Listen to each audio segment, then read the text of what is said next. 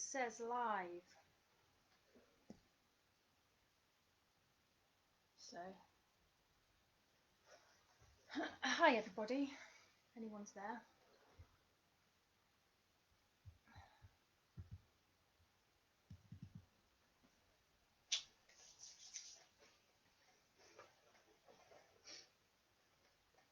Oh, what's this?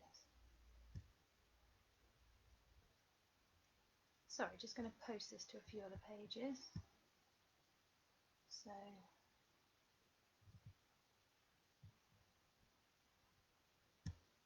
people can see that I'm here.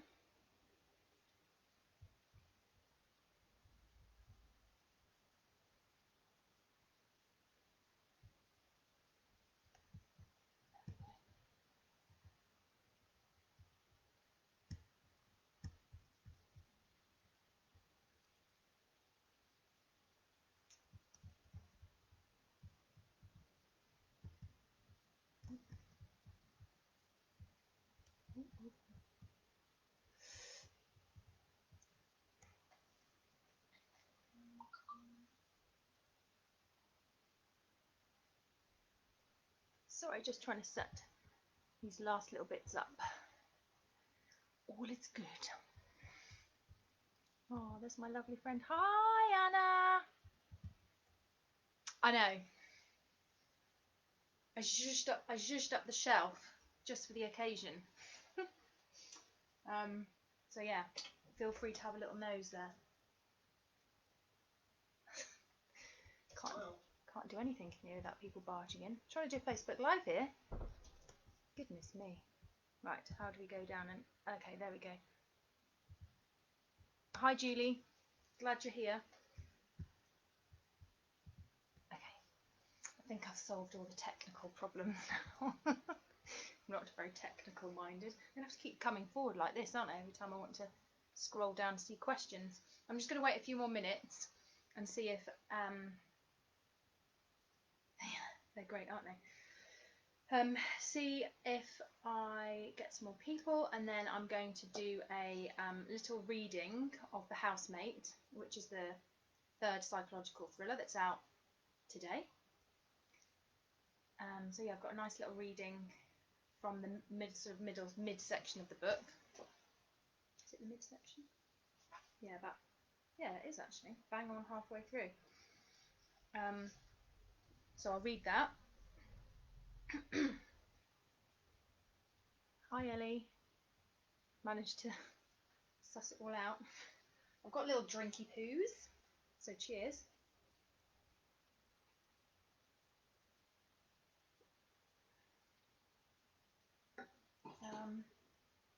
And then yeah, I'm going to wait a few more minutes to see if we get some more people on, and I'm going to start the reading, and then hopefully answer some questions. I've got a few questions that people have sent in before over the last few days, and so I'm going to answer those, and then if anybody else throws any questions my way, I'm going to also answer those as well, because that's what you do on a Facebook Live.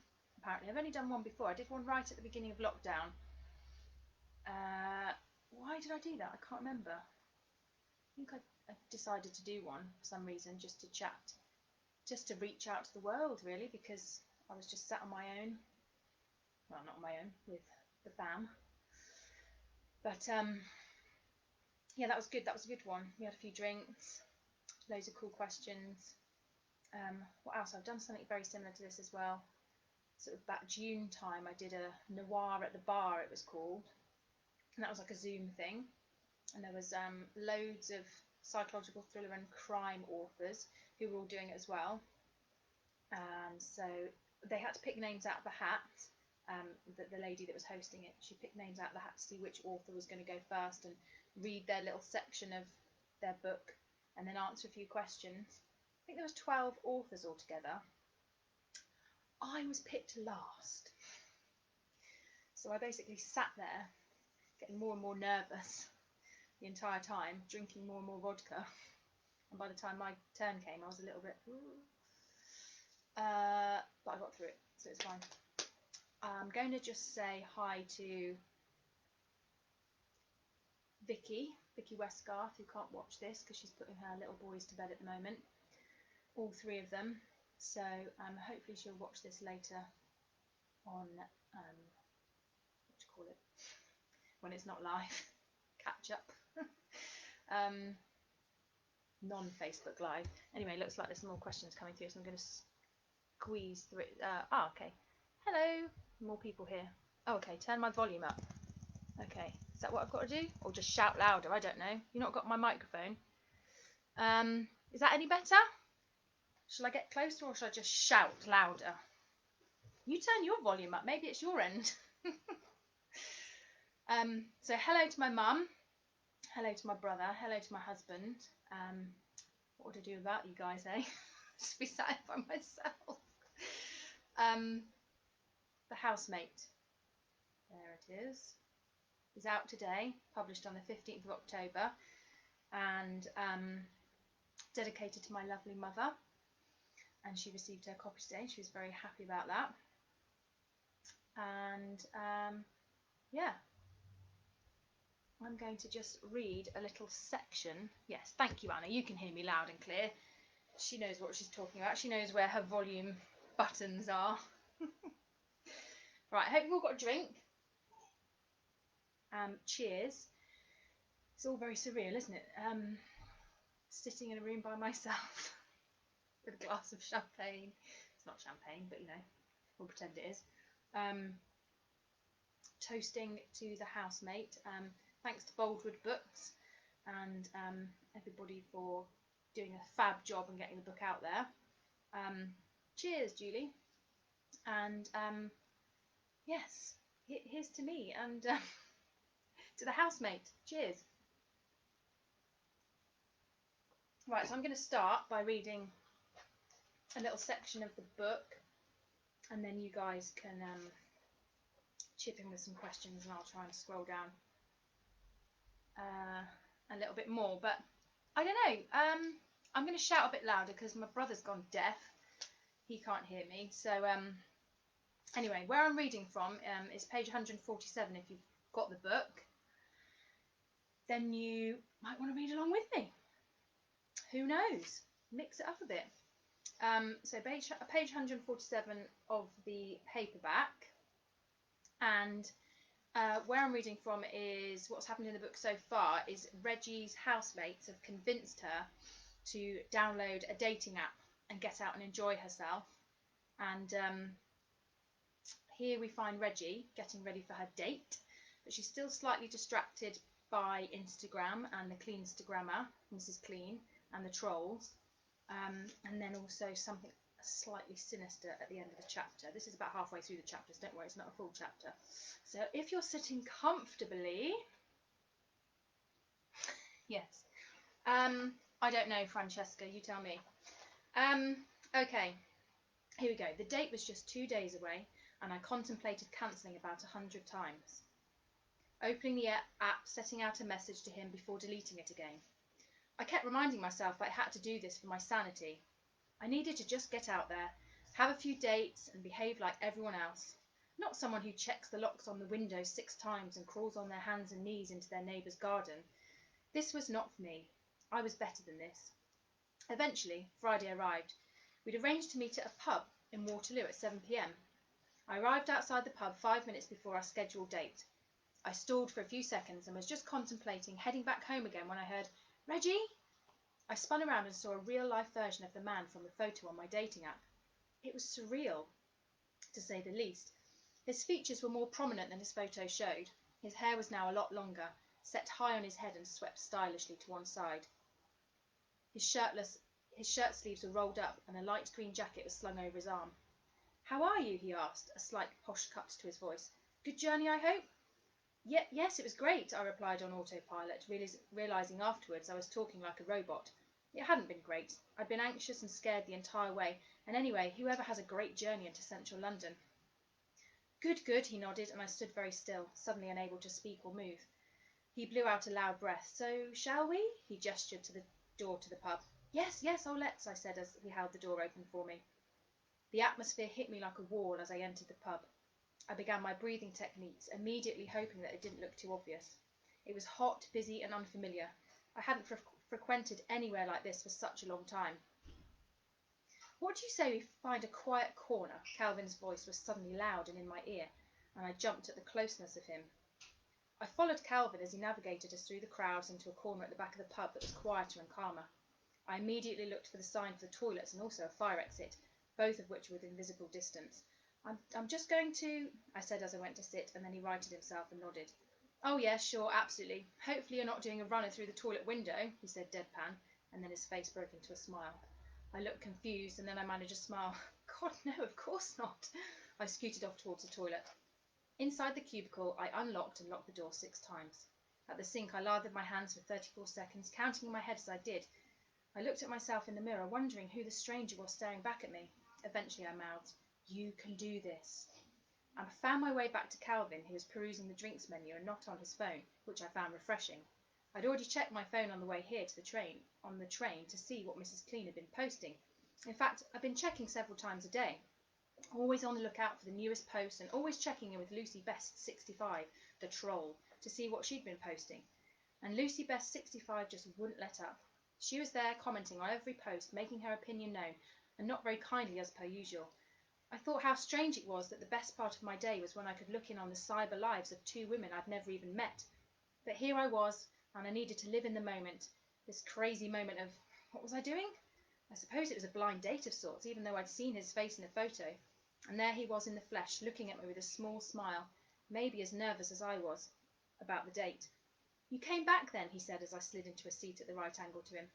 "I did. I contemplated slipping out the window, but these pins aren't as nimble as they once were." I looked around as I spoke, and I rubbed my hands on my knees. They felt sweaty. My mouth felt dry. I wondered who would get the drinks. He smiled graciously at my attempt at banter. "Well, now you're staying for a while at least, what can I get you to drink?"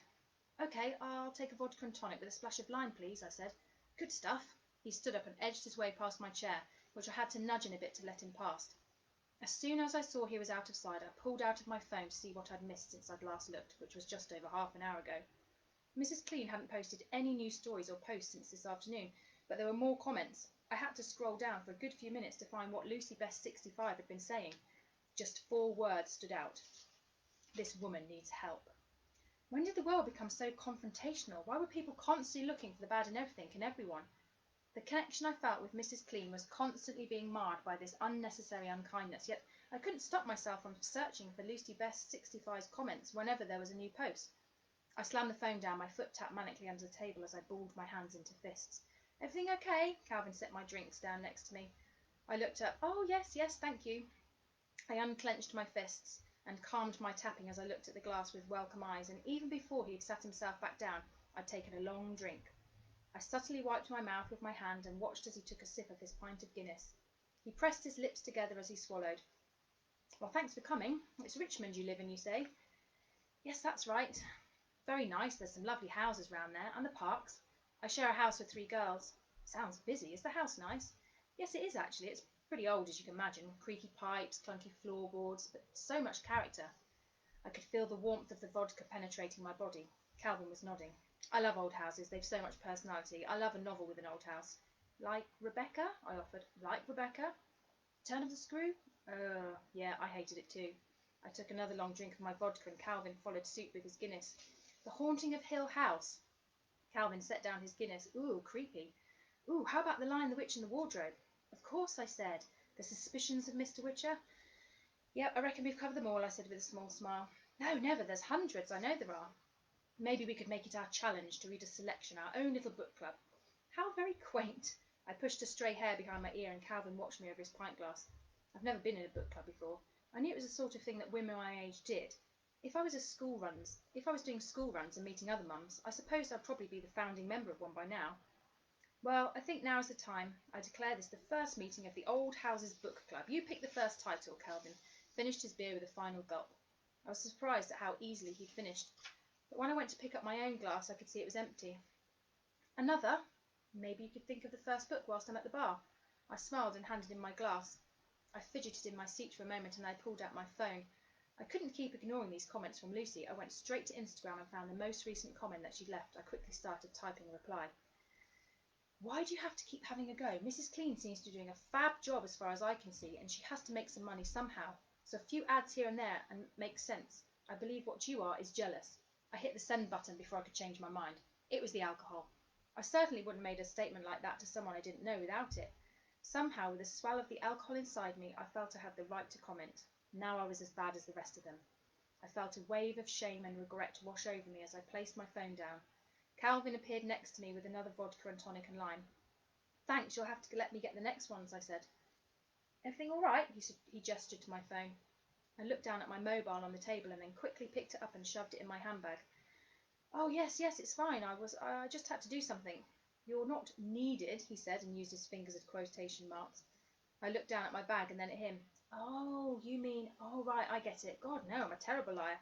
If someone was on the other end pretending to have an emergency, I'm not sure I could keep a straight face. Calvin smiled, sat down and took a sip of his Guinness. Besides, I said, you should think a little more of yourself. That's twice now you've presumed I'm doing a runner, and we're only on our second drink. Has that, ever happened before? Calvin cleared his throat and looked down at his pint. Once, he said coyly. Oh, no, I said, trying to suppress the laughter. What happened? Exactly that. Her phone rang just after she came back from the loo, and she started this over-the-top dialogue, all, oh my God, are you okay? And then she said she had to go as her friend had just had a car accident. I mean, it was a bit dramatic. So how did you know she was lying? Apart from the amateur performance, well, when I went outside for a fag, that was when I smoked, I gave up 2 years ago, I saw her on the other side of the road, laughing into her phone and clearly in no rush to get to the phantom car crash. I stretched my mouth out. Oh, God, that's terrible. Sorry, your ego must have been severely damaged. Yeah, that was the hardest part to recover from, I must admit. But still, life goes on, and here I am, having a drink with you. 2 drinks so far, and you haven't tried to leg it. Not yet, but if you switch to drinking Cinzano and lemonade and try to drag me to a karaoke bar, I might have to make a swift exit. Calvin laughed. No chance of that. We carried on drinking and laughing, and by about midnight I was well and truly hammered, although I hadn't realised it until I tried to stand, and Calvin had to reach his hand out to stop me from falling. We made it outside, and I leant against the wall to catch my breath. Oh, sorry, you must think me such a lightweight. Calvin leaned against the wall next to me. Absolutely not. I think you've rivaled me with your drinking. I'm sure you overtook me at one point. Surely not. Calvin stood up and pulled me towards him. I should call you a cab. He touched my chin gently and began to slowly move towards me with his lips parted. I shot a glance over his shoulder, and there he was, just behind Calvin, standing and staring at me with his black baseball cap pulled just enough over his eyes so I couldn't see them. I jerked away from Calvin's kiss and stumbled to the side, searching behind him for the figure, but there was no one there. I slouched down against the wall. I could feel a hand around my wrist, and the pain seared through my body as the panic set in and gripped my body. I froze. It was how I'd always remembered it, the hold around my wrist, pulling me until eventually I stopped all movement, closed my eyes and waited until I could open them again, to be told it was all a dream. But of course that never happened. It was never a dream. It was all so very real. Sorry, it was too much. I'm sorry, you're drunk. I'm drunk. I should have known better at my age. For goodness sake, please accept my apology. I'm going to call you that cab. Calvin started rooting about in his pocket for his phone. No, it's not you, I said, although I still wasn't entirely sure if I could have gone through with a kiss. I need to go. Yes, I know. Calvin was tapping away on his phone, then he put his phone in his pocket. They'll be here in a minute. Listen, Reggie, I'm really sorry. I really like you and I shouldn't have done that. It was really stupid. No, it's fine. I looked around, trying to see where the figure had gone. He was just there, and so vividly. I had a nice time, Calvin. I want you to know that. I spoke as slowly as I could so I could get the words out. It's fine, honestly. I don't need you to say anything. He crouched down to my level. You have my number, and if you ever do manage to think of that book club choice, let me know and we can have a read-along. I tried to snort out a laugh, but it just came out like a painful cry. Hey, look, your cab's here. Calvin stood up and offered me his hand. I took it, and he pulled me up to his level. Our faces precariously close again. But whatever had nearly been was gone. He pushed some notes into my hand, put it towards the fare. I looked at the kindness in his eyes, and then all I could see was the face of the person who was behind the black baseball cap, who seemed to be everywhere, never letting me be, never letting me forget. Ta-da! So, I see you're all having a nice chitter-chatter on here. Hello, Hannah. Are you still there? I never know if people are still there. I can't see them. Yes, vodka tonic and lime. Wasn't that the drink we had at the Jodie Picoult event? Anna and I went to a Jodie Picoult event. We actually met at a book event with. I like to tell this story. It's one of my faves. We met at an event. I can't remember where the place was now. Anna, where was it? Somewhere in London, and it was two authors, Lisa Jewell and Jane. Jane Farrell. Is that what I want to say? Anyway, she is married to or long-term partner of Ricky Gervais, and Ricky Gervais just happened to be there as well. And so yeah, we had a lovely evening hanging out with Ricky Gervais, and yeah, the first time I met Anna there, and we've sort of kept in contact ever since. And we went to another book event in London, the Jodie Picoult. I say her name very well because I never used to say the Picoult. Burr House in Hampstead, yeah. So I think that was very close to Jane Fallon and Ricky's house. So yes, and we drank gin. Actually, is what we drank, Anna. Lots of it, and some sparkles. So yes, by the time we left, we were, how do we say it? A little bit drunk. And then I jumped into Jodie Picoult's taxi, I think, didn't I? Anyway, Jane Fallon, yes. Should we recognise? Julie Della is asking, should we recognise anyone in the village? No, not in this one. I don't know who Lucy Best is, Natasha. I just made her up, I swear. I promise. Are you already writing your next book? That's from Glenn Taylor. Thanks for tuning in, Glenn. Yes, I'm writing it. I was writing it today and bashed out about 4,000 words. So I'm hoping I'm not going to drink too much of that and get a little bit drunk again, because I've got to write another 1,000 words before Betty buys. I've already told them about the taxi, Anna. I said I stole Jodie Picoult's taxi that was waiting outside and jumped in it and went off down to the train station. In the last one, what? The guilty wife? No, nobody from the village in that one. It's set in a town, somewhere like Bristol or somewhere like that, like a kind of city, big city. But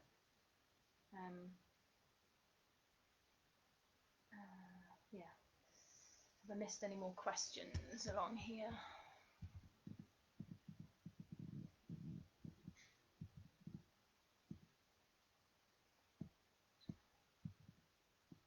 Okay, hold on. I'm going to go to my questions in here. Okay, so I've got some more questions that people have posted through over the last few days. Do you read many of your fellow authors' books also? Yes, I do. I've read a few books that Boldwood authors have published, and they're all very good.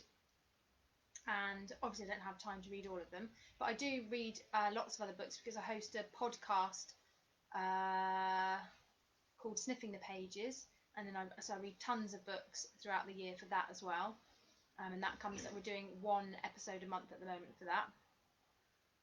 How long is an average writing session when you bash one out? Matron. So it's about 6 months from start to finish on average, from when I begin a book, I suppose, to publication. So it could take anything from about 1 to 3 months to write the full book itself. A first draft might take a month, 6 weeks, 2 months, and then it goes to the editor for a what do you call it? Structural edit, and then it comes back, and then I can do some more rewrites on it then. So yeah, about average on about 3 months to bash out the full book. But I could bash out a very rough first draft in about 6 to 8 weeks. Any sneaky clues on the next book? Okay, sneaky clues are, I can say a few words. Old country manor estate, 16th century house, country manor house, a wedding, two young girls, so like a time slip. So there's some episodes that are happening in the 1980s through to the early 90s, and then there's more of a present day 2000. So yeah, two different timelines again, which I like doing, and that's all I can really say about it at the moment. So there's sort of dark secrets, things that happen between these two girls in this country manor estate. One girl is the granddaughter of the very rich family who live on the estate, and one girl lives on the estate with her family, and they work there as a housekeeper and gardener couple. So the daughter is the same age as the granddaughter, so they are friends, and yeah, they go off and have these adventures, and then several things happen during those years that then make the present day, the thriller element of the present day. So some sort of clues and some mystery to be solved.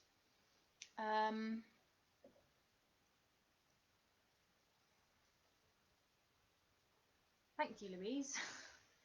Yeah, I don't know, I guess I've just got into a bit of a writing flow at the moment, writing so quickly.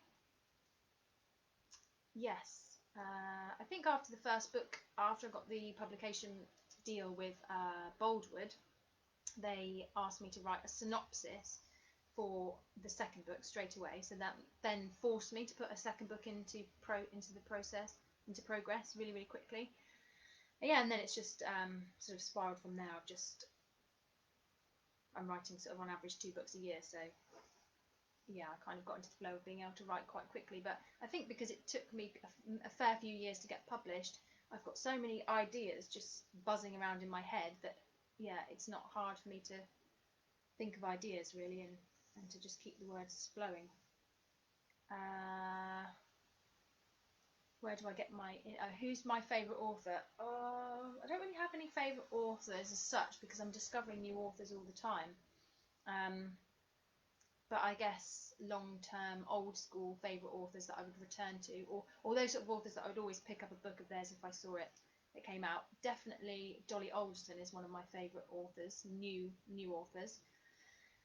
She's written one non-fiction and one fiction, and I'll always be a huge fan of Marianne Keyes, and where was she born? Maggie O'Farrell. Definitely, they're the sort of classics. Although this lady here, Glennon Doyle, Untamed, has written a fabulous book. Yeah, and I loved her style of writing. Oh, I could just talk about authors all day. I love them all.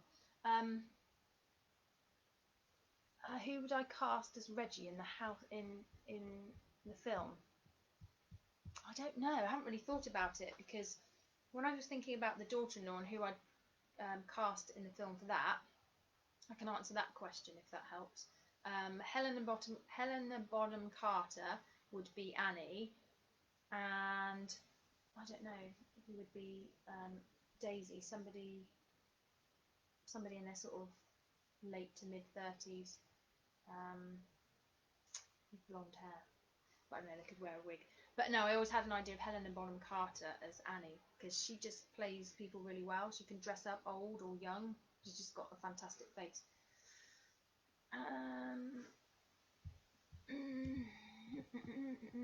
What research did you undertake for Housemaid? That's a good question. Thanks, Chris Manning from Dorset.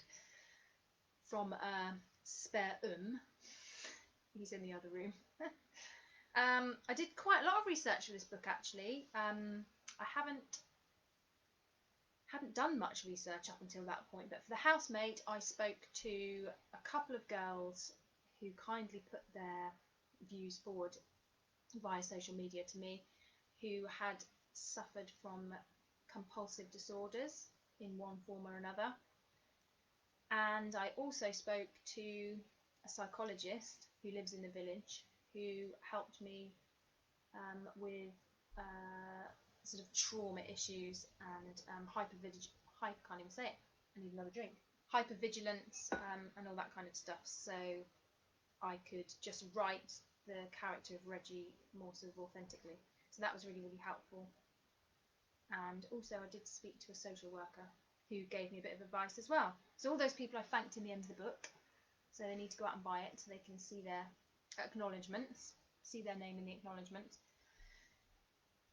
You mentioned in prior discussions videos that your first book was based on personal experiences. For your books that followed, where do you draw inspiration from, and are any of those based on personal experience or people you know? Anna, have you had a drink? Well, that's a very long question. I'm just going to read it again. From any of those based on personal experience or people you know? Not personal experiences as such for this one. Hold on, somebody's coming in. No, thank you. No, thanks. Not personal experiences for The Guilty Wife. Probably for book 4, there is a couple of personal experiences that will be sort of drawn into it. But I think I always try and draw on something that I've observed or a scenario that I've lived through and sort of write it into the book in a way that, you know, just creates a fictional account of that, but without, you know, making it too autobiographical. I'm going to read some more questions from here.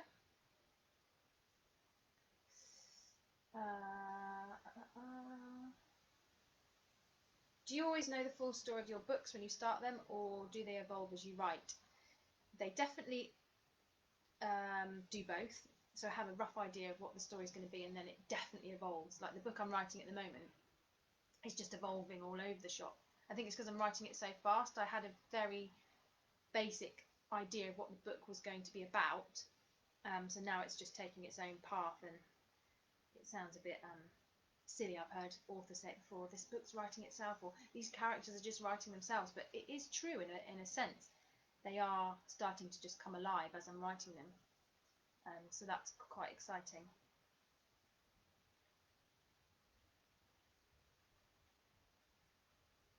Did you help design the cover? Have you any input? Yeah, we have. Boldwood are really good with allowing us to have some input on the cover design, so they show us various designs beforehand, or they will send us the design and say, here's the design, what do you think? And I've always been quite happy with the designs to date, and particularly the housemate, that one has really come alive this time round, so I'm loving it. Hello Laura. Yes. Are you going to write a book about the politics of the school gates? Lots of potential murder plots there. Yes, there could be, but I tell you what, I'm not going to write a book with potential murder plots in it, but I would like to, and I have started a rough idea of a more women's fiction book that is based on 3 mums who are all very, very tired and have very, very young children, and they all sort of come together via some sort of forum online and end up just chatting at 3 o'clock in the morning for whatever reason, because that's what time mums are up feeding their babies at that time in the morning. And I always used to think to myself, when I was a mum at 3 o'clock in the morning, such a lonely hour of the morning, and how I wish there was other people that I could talk to, and I was never brave enough just to text other people at that time in the morning to see if they're awake, especially third time round, because I didn't know any other mums that had very young babies when I had my third child. But so that's an idea for a totally separate book that's not psychologically thriller related. Would you consider writing non-fiction? If so, what themes? Yes, again, I'd like to write a non-fiction book which would again be about children and babies. Working title is, if anybody's listening, non-fiction publishing houses, Babies Don't Sleep. I spent too many years looking on forums, hearing mums talk about why their babies don't sleep, and my baby's only sleeping for 3 hours a night, or this, that and the other, or they're only napping for 20 minutes. And after 10 years of having babies, not for every one of those years, but over a 10-year span, was it 8 years? Can't even remember. It's been a long time. I just want to kind of put something factual out into the world, because I've done a degree in psychology, I've done child development, I read a lot of stuff about the continuing concept, which is about how babies, when they're born, they're still in their what we class as the fourth trimester, so they still feel like they're in the womb, or they want to feel like they're still in the womb, and that's one of the reasons why babies don't sleep and they should be carried and held, and there's no such thing as spoiling a baby. But that's my ideas for a non-fiction book, and it's not going to be anytime soon because I've got far too many ideas still for psychological thrillers that I want to write. And other fictional books. So yeah, I guess maybe when the kids are a little bit older and I've got more time to do that research, because it has to be properly researched and referenced. So yes.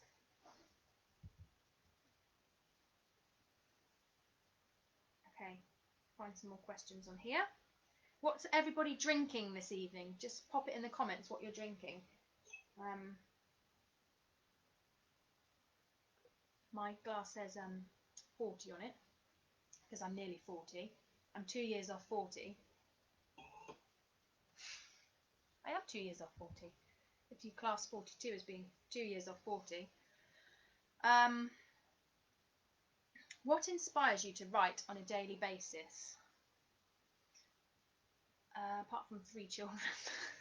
Somebody's got to put fish fingers on the table. It's that, yeah, it's always been within me from such an early age. I was having a conversation with Hannah, who is, maybe she's on here, I don't know. I was saying something to her the other day. She popped over me. I had all my notes scrawled out, and with this 4th book I'm writing, I'm doing like character profiles so that I know all their ages, all their dates of birth, and this is the sort of thing I used to do as a child, and my mum can remember this. I remember we used to sit there on an evening or a day or whatever and write out all the character profiles of what all their names, their ages, where they lived, their favourite hobbies, and then I'd go to bed that night, and then I'd wake up in the morning with such an overwhelming sense of excitement just to get back and meet those characters that I'd started creating the night before. So what inspires you to write on a daily basis is the fact that I just have to write. It's within me. It always has been. Years before I became published, I was always writing food blogs, or Laura, who's watching this, can vouch, the local village school, I was writing for their online magazine. Anything that I could write and just get a little bit of my personality or my character in there, I'd be writing. And I've done food writing as a job before, as a food writing editor. I can't remember what the job title was now. So I've always done it from a young child. Creative writing, absolutely loved it.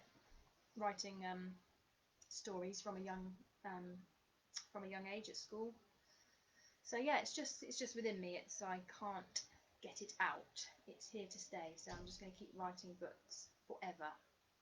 What advice would you give to a tequila slammer, Natasha? Oh, things are livening up in Cornwall. What advice would you give to aspiring writers? Oh, so much advice. So much advice, but 1 or 2 things that I would say is definitely do like a vision board, and then just visualize yourself as a writer daily, whether that is via a visual board, or you do something on Pinterest, or you do journaling or whatever, but just to keep writing it down and to visualize your dream, or your next career move, whatever it's going to be. That's my advice.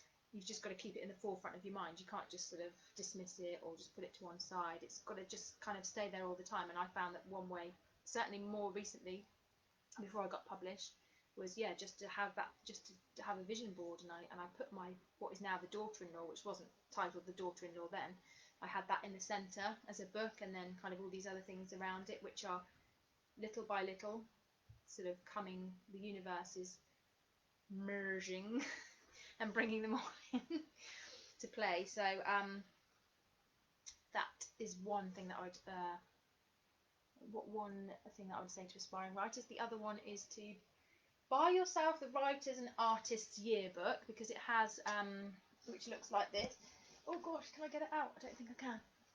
Sorry about the butt and the crotch. That's the Writers and Artists Yearbook. That's 2018. So obviously that was the last one that I bought. I haven't had to buy it since. Yay! But yes, it's got loads of publishing houses and loads of agents in there, literary agents. So that's what you want to do, and also it gives you advice on exactly how to compose your opening letter and your statement, and how to write a synopsis and all that kind of stuff. It's all in there. So yeah, it's definitely a Bible that all aspiring writers should have. You say they say there's a book in everyone. Do you agree? No. I don't. I don't know, because I don't know everyone.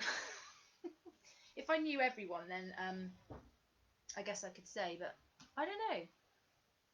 Some people, I suppose those people who want to write, but yeah, some people might think that, yeah, you know, I've got this great idea for a book, and actually no agent or publisher would take it on, because it doesn't kind of convey the same way onto paper as it does in their head. I don't know. It's a strange question, that one, isn't it? That everyone thinks they've got a book in them. I don't know. I've got a few. They can have some of mine.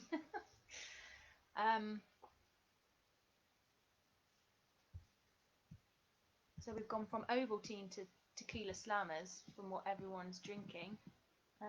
What was your favourite bit about the writing The Housemate from Savannah? Oh my god, that reminds me of the question from Notting Hill. Hugh Grant sat when he's been hauled into that room and he thinks he's just going to get a date with Julia Roberts, and then he has to quickly think up these questions, and he's like, what was your favourite bit of the film? And the actor, I can't remember, the black dude, what's his name, he says, you tell me what your favourite bit was, and I'll tell you if I liked making that bit. Anyway, what was my favourite bit about writing The Housemate? I really liked exploring the theme of obsessive compulsive behaviours, because I'd seen stuff on the TV about it before. I remember watching a programme once where a lady was lining up pound coins or coins. She was lining them up, and all the coins had to be in an exact way before she could move on and do her next behaviour or compulsion, or before she could leave the house. So that's always stuck in my head. So that was one thing that I wrote into The Housemate, was this lady, Reggie, lines up her coins. That's one of her compulsions. So I really enjoyed revisiting things that I'd seen on television in the past, and then researching them more. So yeah, definitely like the research aspect of this book. The housemate.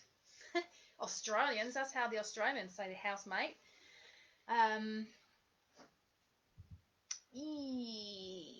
What's the best book you've read this year?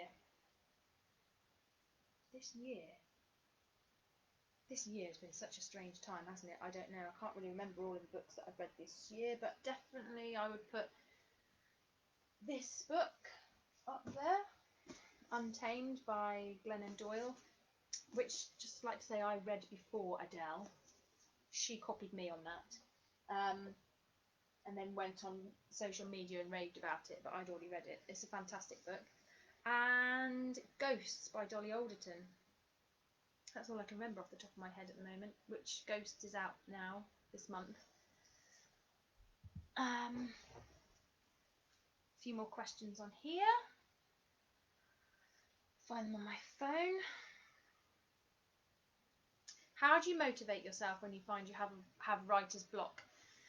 I go for a walk, and these days on social media, lots of authors go for walks and they hashtag plot walk. So that's what I like to do, hashtag plot walk. And so yeah, I just walk down to just take the dog for a walk, or go out with the kids and just sort of feel the fresh air on my face, and yeah, just blow the cobwebs away, and it kind of then refreshes my brain, because I think, yeah, the grey matter just kind of, if you're sat still for a long period of time, your brain is only working on one sort of level. As soon as you get up and start moving your body around, then it stimulates your brain again and you start thinking of things. And definitely plot ideas for books, always, more often than not, come when I'm walking around. They don't come when I'm sat still going, oh, what am I going to do? How's that character going to get from A to B? It comes from getting up and walking around. So yeah, don't writer's block, that's a strange one, isn't it? If you could write a book from a remote location anywhere on the planet for 1 month, where would it be and why? See ya. Is that an invitation? I'm off. A remote location, probably Fiji. I've been to Fiji before and loved Fiji. Yeah, I'll just have one of those beach shacks, one of the more expensive ones. When we went to Fiji, we stayed in the cruddy conditions in the what they called hostels, with no showers or lights or anything. But yeah, I quite fancy those what they called the honeymoon ones that we stayed on in a on Manor Island in Fiji. Yeah, I could definitely write from there with a bit of aircon on. When you listen to your books on Audible, does it change the way you feel about your story? Yes, definitely. I haven't even listened to all of the books all the way through on Audible, because it's really strange listening to somebody else read my words, and I haven't had the time where I can just sit down and listen to the entire thing. I've listened to snippets, but yeah, it's really strange to hear somebody else reading it and hear the way they put the emphasis on different words. Or, I mean, I read that book, a section of the book out to you guys just then, but I'm rubbish at, public speaking and public reading and all that kind of stuff. So I stutter over my words, and so yeah, it's really interesting to listen to the girls when they read books on Audible. And some more questions on here. Here's books. Yeah. Will there be any more books after this one? Will it be a series? I don't write these books in a series, so they're not a series. Maybe one day I might revisit some of the characters. I don't know, if I feel that they've got like a bit more life in them. But no, they're all standalone psychological thrillers. As I said before, I've got far too many ideas spinning around my head on a day-to-day basis to do a series. So they're all standalone psychological thrillers. I've signed a second 3-book deal with Boldwood, so I'm writing my 4th book, and then there'll be a 5th and 6th book as well.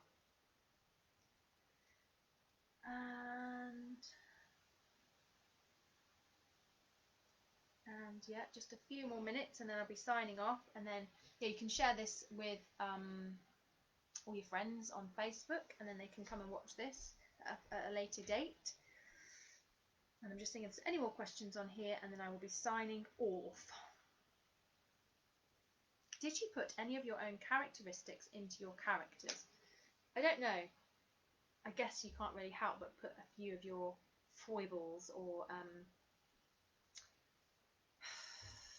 yes, just some characteristics of mine might come through. I think a friend of mine read the book and she said she was reading it and she was trying to imagine me and imagine if that was my brain and if that was me thinking, if that was something that I would have done in real life. So yeah, I mean, I guess because I like female characters, because they're roughly the same age group as me, yes, they occasionally, I suppose, some of my characteristics might spill out into there, because I literally am spilling my guts out onto a page. So I guess it's going to come through at some point. But yes, you'll just have to read the books and guess which little bits of me and which are the characters. Ever had someone accuse you of using them as inspiration? No, not yet.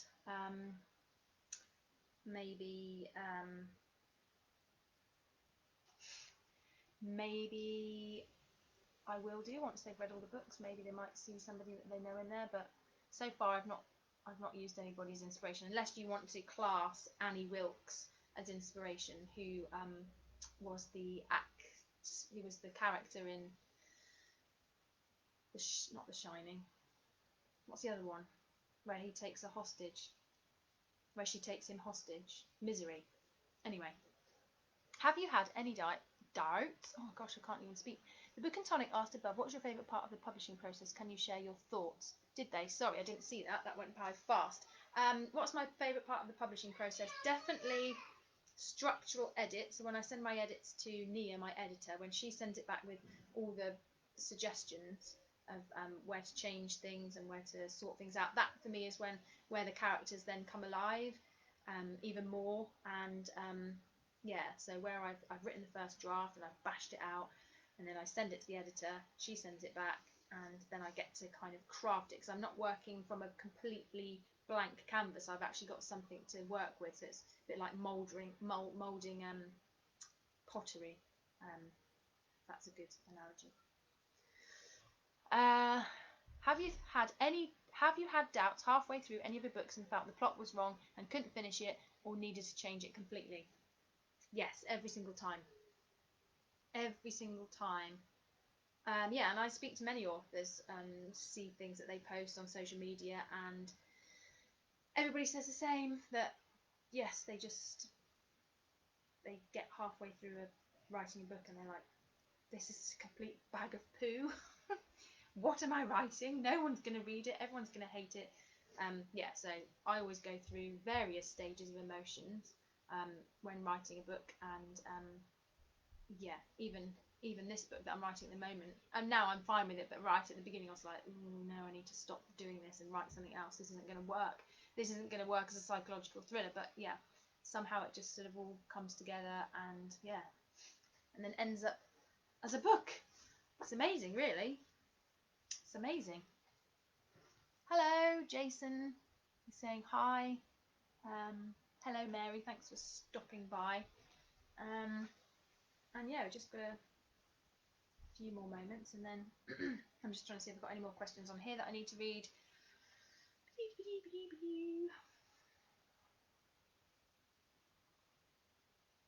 Somebody said, if you could, which writer, living or dead, would you like to meet, and what would you like to talk to them about? Yeah, loads of authors. I'd like to just have a dinner party, really, with just authors, and they could all just come around. I don't think I know of many dead authors that, maybe Thomas Hardy. Definitely like to speak to Dolly Alderton. She sounds like a riot.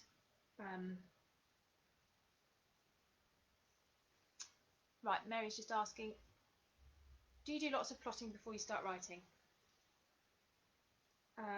With the first book, it was a long process, so I'd written it over many, many years. And the second book, I did quite a lot of plotting, The Guilty Wife. But The Housemate, I did a lot more plotting with that.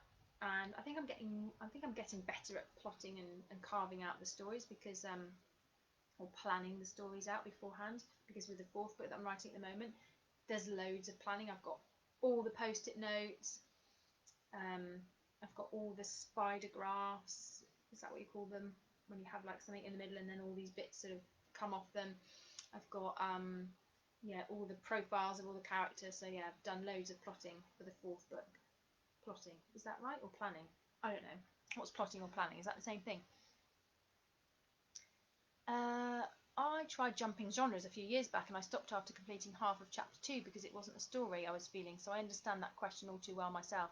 Yeah, that's Jason just replying to Glenn's question about do you ever feel that a book's not working halfway through? What's your process to keep yourself motivated when you feel drained while writing? Chocolate. Lots of chocolate. Munchies. Fudge. Smarties. I found that brandy has helped in the past, actually. But that was late at night, obviously, once the kids have gone to bed. But yes, just a quiet room. But if I feel really, really drained, as I said to somebody earlier, I just go off for a walk, and then, yeah, I feel much better after that, just to clear my head. And yeah, I think that's it. Don't think there's any more questions. So yeah, I might just wrap it up there, guys. unless anybody has got any more questions that they desperately want to ask me, they can't possibly go to bed without knowing the answer to. I'm just going to go back and see if I've totally missed anything, because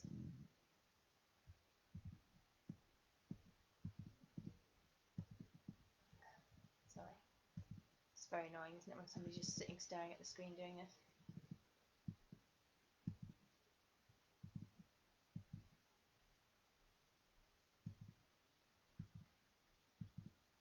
Yeah, I think that's it. So yes, as I said, it's very weird just sitting in a room by myself talking to a screen, but I've managed it again, and yes, I shall keep on managing it until things go back to actual normal and we can all meet up in person and drink champagne or cava or whatever we're drinking. And yes, so until then, thanks for joining me, and if I know you, I'll probably see you soon, but if I don't know you in person, thanks for stopping by, and yeah, hope you enjoy the book. Housemate is out now, 15th of October, in Audible, paperback and ebook. You can get it on Amazon, Waterstones, but I think now is a good time to go to your local bookstores and ask them to order it in for you. They probably won't have them in stock unless you ask them, but I think that's a good way to support our local booksellers, which we need to be doing at the moment, supporting small businesses. So what's that one more question? Do I have to have complete silence when writing? Yes, or occasionally I like to listen to some classical music. And I will say one thing, when I was writing The Guilty Wife, there's some scenes in it from the 90s. So I actually put on like house music and rave music from the 90s so that I could get myself into that mindset. And I've heard that lots of authors do that. They put specific music on that will help them get into a certain mindset. And I do believe it works. So it worked for me. So there we go. Great. I'm not going to answer more questions because I think that's it for now. But thanks ever so much for joining. And as I said, if I know you, I'll see you soon. If I don't know you, thanks for joining. And thanks, Anna. Thanks, everybody. Thanks, Natasha. See you all soon. And take care. Lots of love. Bye bye.